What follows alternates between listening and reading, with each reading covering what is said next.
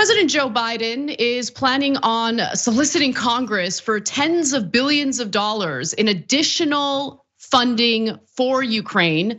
The money would go toward, of course, military weaponry, also humanitarian aid. But what this reveals is that the government seems to have a bipartisan effort to easily appropriate money for any type of defense spending, any type of war-related effort. And this is a perfect example of that. So the White House says it needs Congress to approve just over 20 billion in security assistance for Ukraine, including 5 billion for weapons and other military aid, 6 billion for the Ukraine Security Assistance Initiative, and 4 billion for the State Department's Foreign Military Financing Program. An administration official told reporters on a call previewing the request. Additionally, by the way, Biden is asking Congress to approve $8.5 billion more in economic assistance for Ukraine and $3 billion in humanitarian assistance and food security funding. And the total in terms of new money that the White House is planning on appropriating for this effort is about $33 billion. And keep in mind, that is in addition to the billions of dollars that have already been appropriated for Ukraine. Now, the president's funding request is what we believe is needed to enable Ukraine's success over the next 5 months of this war, said a second administration official who warned that the war could well last months or more. And the reason why I give you that timeline is because they say that the $33 billion in additional funding is just meant to carry Ukraine through till the end of the year. But if the war continues past that, it is very likely that they will want to pour additional money toward this effort. And as I've said on the show before, Cenk, I'm obviously empathetic toward what the Ukrainians are going through. We have made security commitments to Ukraine after they agreed to give up their nuclear arsenal. However, what this really does show us, and it's happened over and over again, is that the money's there. Congress has no problem in giving this money to certain efforts that involve defense spending. But when it comes to something like making the child tax credit permanent or providing financial relief for student borrowers, I don't know if we have the money for it. How are we gonna pay for that? I mean, all of those arguments we already suspected were complete bull, and now we know for sure.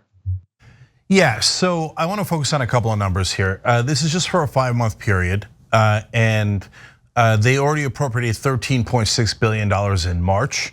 So when you put the 33 along with the 13.6, just over a small number of months here, in total about 6 to 7 months. So, and then you extrapolate for a whole year, well, you're getting to a number that is very similar to Build Back Better. Remember, Build Back Better, they would say like, 1.7 trillion or whatever, but that's over 10 years. So you do the math on it and you begin to realize, oh my God, we're almost there in assistance to Ukraine.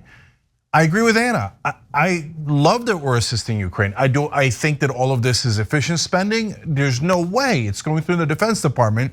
Guaranteed it's double what was needed. Half the money is going to go to executives somewhere. And that's why this is all being approved super fast. Not just because we're all concerned about the war in Ukraine, but because everybody in Congress and all the defense contractors are thinking, cha-ching. And so this will fly by. Everybody will vote yes right away. And it's for both reasons. And mainly because of the military industrial complex and the money they're gonna make. By the way, again, to be clear, just because defense contractors are getting rich doesn't mean you shouldn't help Ukraine. And by the way, just because you wanna help Ukraine doesn't mean you need to spend twice as much money to make sure the executives get a couple of $1 billion in their pockets. So, but I know we've lost track of all reason and balance in the US government. But guys, I mean, what happened to all the right wingers saying America first? So I'm not, again, we're not saying, hey, be pro-Putin and pro-Russia and all that stuff. I don't want to encourage the right wing to go in the wrong direction in that sense. But we should help America as well. And so Build Back Better had tons of things like child tax credit that you need, and family leave and all of these things that actually affect your family immediately. And it has no chance of passage because it doesn't help defense contractors or any other lobbyists. So that's the priorities of America. That's real. Also, Cenk, there's just this complete lack of transparency in regard to how the Biden administration came to these numbers specifically. And you can see the disproportionate amount that goes toward military weaponry versus actual humanitarian assistance. So just going back to the first graphic again, I mean, it's funny how they separate things out as if all of these are different categories, when in reality, every number that I'm about to read has to do with military weaponry. So there's the $20 billion in security assistance for Ukraine, including $5 billion for weapons and other military aid. What is the difference between the $20 billion for security assistance and what does it mean when you say 5 billion for weapons and other military aid, 6 billion for the Ukraine Security Assistance Initiative? Like, how do you differentiate between those two? Like, what falls under those categories? Because it all sounds like the exact same thing. And then you go to economic assistance. Biden is asking Congress to approve 8.5 billion in economic assistance and only 3 billion in humanitarian assistance and food security funding. So just notice that disparity, the huge numbers that are associated with the Defense Department and the relatively smaller numbers relating to economic and humanitarian assistance.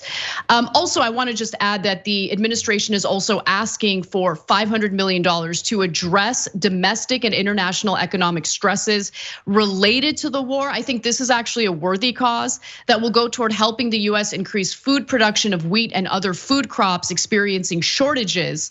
And the funding would help officials use the Defense Production Act, a Cold War era law, to boost domestic production of critical minerals affected by the war. The reason why I say that's a worthy cause is because, obviously, as a result of this invasion into Ukraine, there's inflation in various food items, and that's because the international market relies on Russia's production of these food items. So I like the idea that the Biden administration is trying to work around that.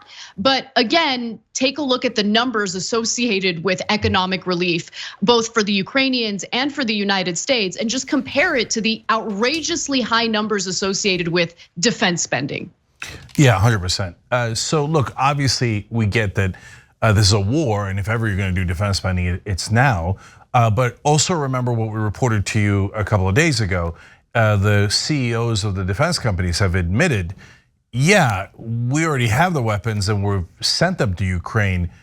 Most of this money is to replenish the stock. And again, that's optional whether we want to replenish in this case. And so, but I don't want you to get the wrong impression that, oh, they got to go make the weapons and send it over to them. And that's why we have to spend exactly this amount of money.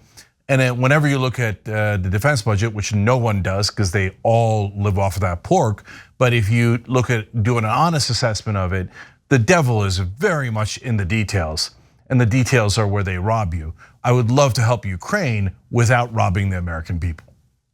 Absolutely, I agree. And one final thing that I will mention, the Biden administration is also simultaneously asking for funding related to the coronavirus pandemic. The federal government has run out of money that would help assist Americans who are trying to get tested for COVID, Americans who still need to get treatment for COVID because they might not be fully vaccinated.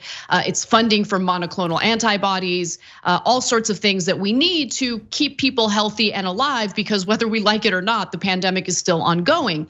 And so the Biden administration allegedly wants $22 billion for COVID-related funding.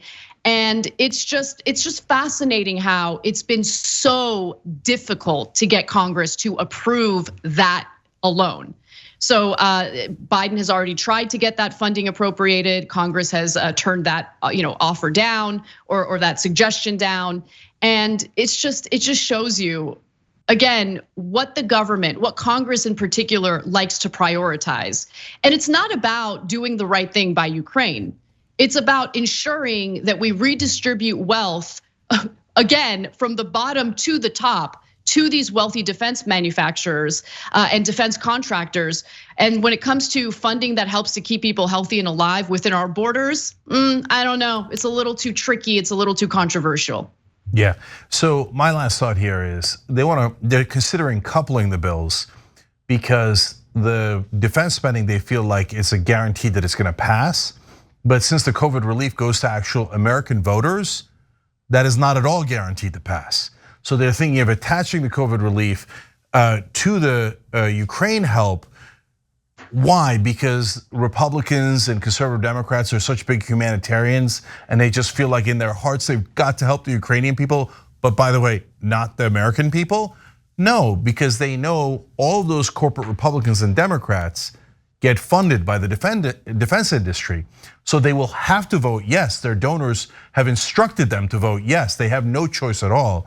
That is why they are considering whether they could put assistance for Americans along with that to force them to vote for Americans to get help as well, because otherwise our corrupt politicians really don't want to help us. Thanks for watching The Young Turks, really appreciate it. Another way to show support is through YouTube memberships. You'll get to interact with us more. There's live chat emojis, badges. You've got emojis of me, Anna, John, JR. So those are super fun. But you also get playback of our exclusive member-only shows and specials right after they air. So all of that, all you gotta do is click that join button right underneath the video. Thank you.